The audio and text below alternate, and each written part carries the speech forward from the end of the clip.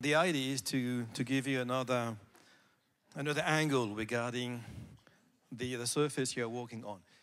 I guess you're not paying so much attention to the floor when you walk on it. You don't know what it is used for. Probably when you got into the room, you didn't pay that much attention to the color or the technical properties of the floor covering. So the idea is to give you another idea about the floor covering. So the title is, Has School Become a Second Home? What does it mean? I mean, does it mean that the school has to be user-friendly, the people have to be to feel comfortable? So another title is Floor Covering Can Help Creating a Good Atmosphere, which is providing good apprenticeship and good learning abilities. It is quite a technical topic. Okay, my friend this morning, Dag de Berg, he showed the Earth from the moon, and now we will look at the floor from very close. So it's totally different. And I would like to start this small speech with the trends around schools. Probably you know that schools is just like the other segments, is dictated by cost cuts. So the people, they need floor coverings and wall coverings which are enduring, which are resistant, which will stay for a very long life. There is a second trend which is driven by the higher education. The higher education is very much influenced by the workplace. Okay, meaning that acoustics is important, the air quality is important. And then you get the lower education like primary schools or kindergarten, and we feel there's a move towards more user-friendly spaces. Okay, so the power of the color, the power of the design is very important. And of course, and here it crosses all the segments, health and safety, it is very important. So we never heard that much about indoor air quality, sleep resistance. So we will address all these topics. There are three big challenges in schools when it comes to flooring solutions. The idea is to create optimum learning environments. What does it mean? How is it possible to create user-friendly atmosphere? So acoustics, fighting against noise is quite important, but the power of color is also essential. The second challenge is keeping costs as low as possible. So we spoke about resistance, efficiency, and the floor covering, when you invest in it, has to be there for a long time. Okay, you don't expect to change it every 5 years. It's a lot of money. And the last one, the third challenge, is ensuring health and safety. So this morning, when I listened to the first speaker, who was the vice minister, I guess, she spoke about inclusive learning environments. So we will spend some time on that topic, and we will address the topic about the autism. You wonder what autism is, but many young people, children are suffering from autism, and we will explain what it is first and what we can do to help them. Good, so we said the floor covering is not just a surface you walk on. It is connected with symbolism, and it has a power. So here we need to understand the different steps of the development of the children. We also need to understand how they react with the environment, and we have to identify which colors which can help them to develop. Okay, so you know that colors have a meaning. Okay, there are some colors which are natural, which are neutral. Some colors are energizing, revitalizing. Some other colors, like the blues, are cooling, reassuring, and the red, the orange are promoting emotions, are awakening people. Okay, so the colors depend on the age. The choice of the colors depend that much on the age of the children. So we will start from 0 up to 18, and then we will see which colors are recommended. So from 0 to 1 year, the key word is stimulus. Okay, the kids are starting to their life, And it is the choice of the primary colors. So the red, the yellow, the blue are very important. So highly saturated colors. These colors are very contrasted, very vivid, and they help promoting their stimulation, okay, the emotions. And you see some samples here on the left-hand side, okay, the primary colors that are recommended in this age. Then we move up to 1, 2, 3, and then the key word is more exploration, okay. The kids, they want to understand their world, the world where they are living in, their environment. And here it's not so much about primary colors, it's more about secondary colors. The secondary colors is a mix of the primary colors, okay? And you see examples on the left-hand side. This is not a study that has been driven by a company. It is a study that has been driven by specialists, scientists, architects. So it's a forum of scientists that developed these recommendations. When it's about kids from 3 to 6 years of age, the key word is communication. Okay, they start speaking to each other, and they start also to express their taste. They say, okay, I like this, I don't like that, I like that color, I like that teacher, I do not like that. Okay, they do not do that when they are younger. So here it's more the world of the tertiary colors. Tertiary colors, it's a combination of the secondary colors. Okay, so it's more harmonized colors. They need harmony. Okay, then we move up. So this is another picture. This is an ideal picture. What can you notice from that picture? It's orange. Why orange? Because orange is waking up the mind of the kids. Between 3 and 6 years of age, we cannot recommend achromatic colors like white, brown, grays, and black. Because the kids, they do not understand what it means. They need stimulation. Okay, they need to arouse their emotions. And then when we move up to 6 to 12 years, the key word is personality. Probably the kids, they start doing sports, they are good in sports, they are making competition, they are good in music and so on, and they start to build up their personality, okay? So here, they need these colors which are reassuring them, which are building up their personality. Always the colors on the left-hand side. What happens between 12 and 18 years of age? So we've been through these ages, and it is a tough period because it's the period of stress. Why? Because you get examinations, you raise questions about your future, which university shall I get in, you get deadlines, you get missions, so it's a period of stress, starting stress. And then you need reassure people, you need create peace, and this is the purpose of these colors here, okay, which provide good mood and reassure the children. Here on the right-hand side, you get an example. It's blue and gray. Blue and grays are said to be the most calm colors. So you can combine these two colors using gray and using blue. The blue is creating a zone, a direction to get in. But the mix between the two creates a very calm atmosphere, and it reassures the children. Good. Is that okay for the colors? So we spoke about the power of color. So comfort is very important. We spoke about creating easy to live in spaces. So this is the different types of noises the children are facing.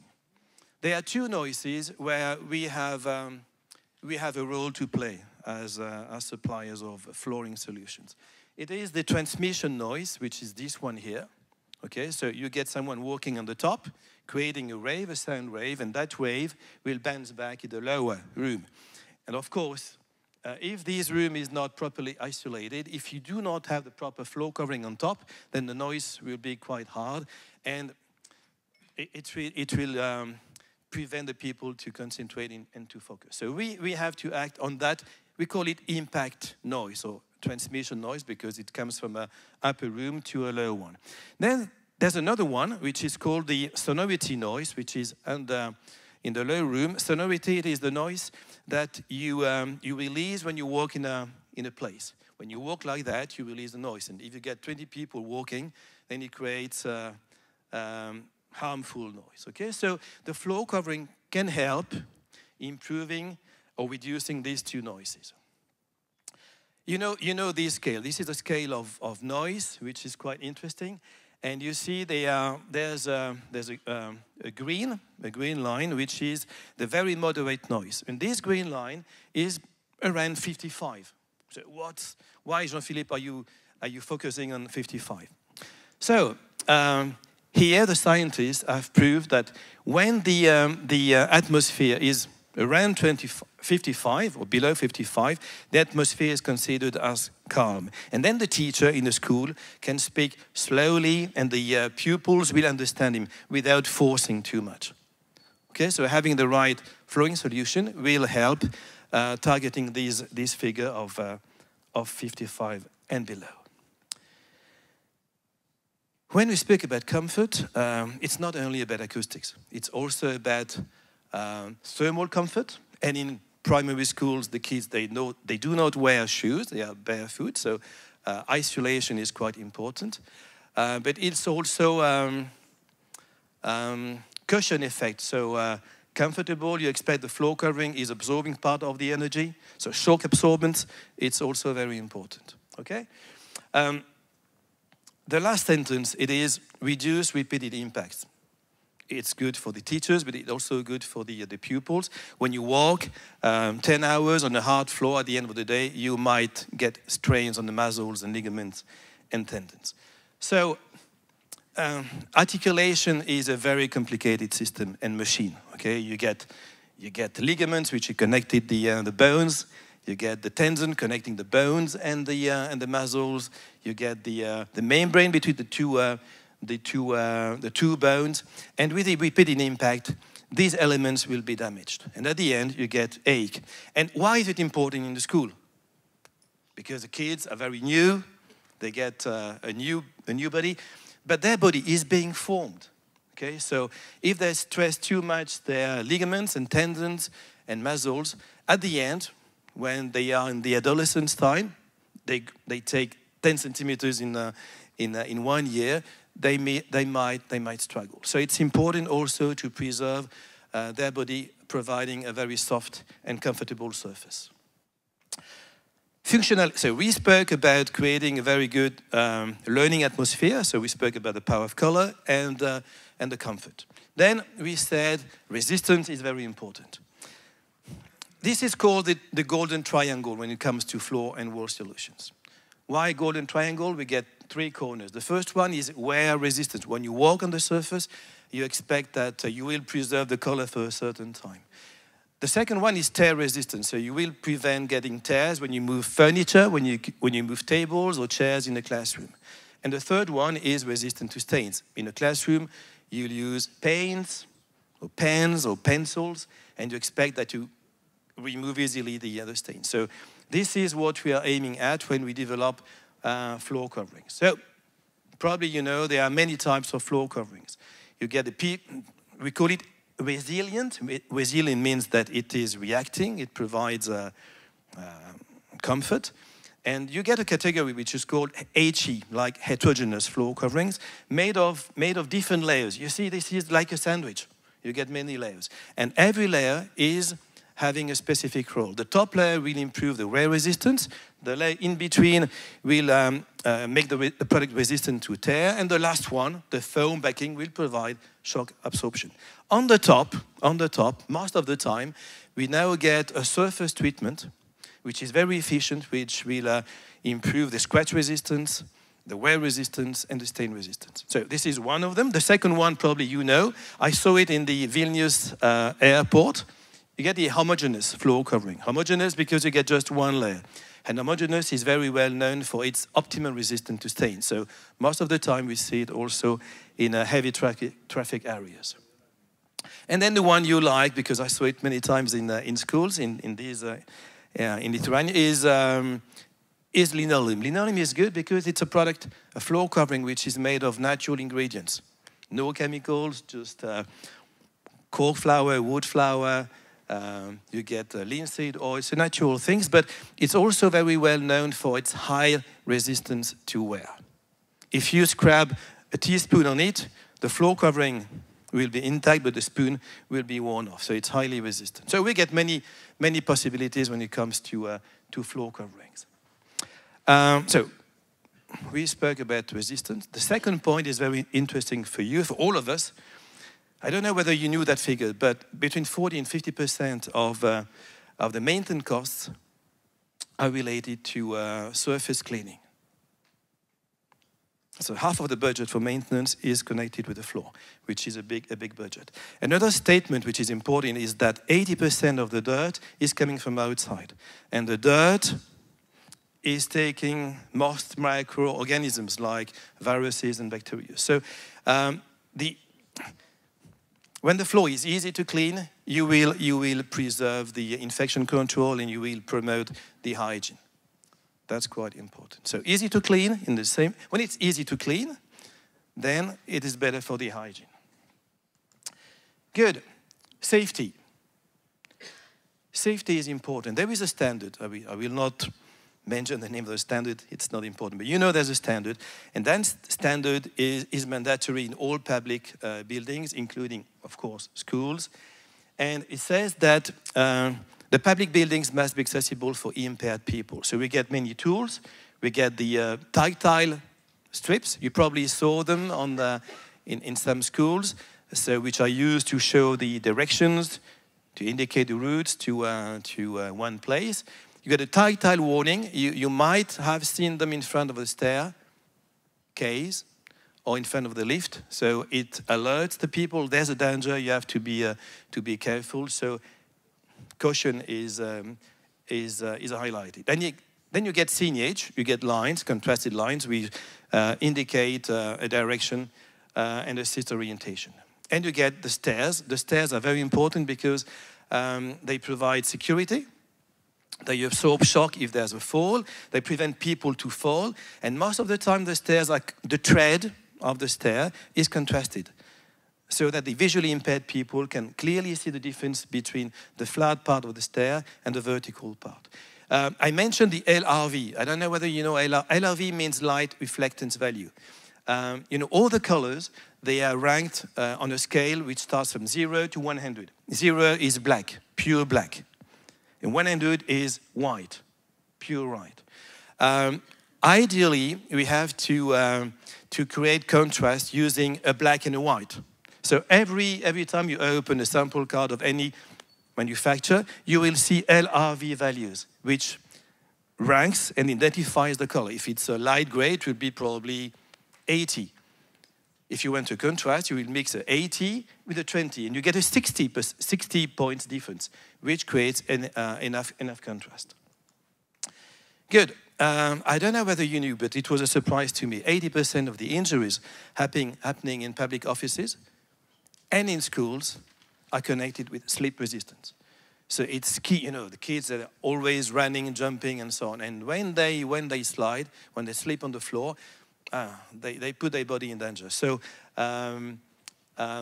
we have developed special, we call it surface treatments that prevent people and kids to slip. So security is very important.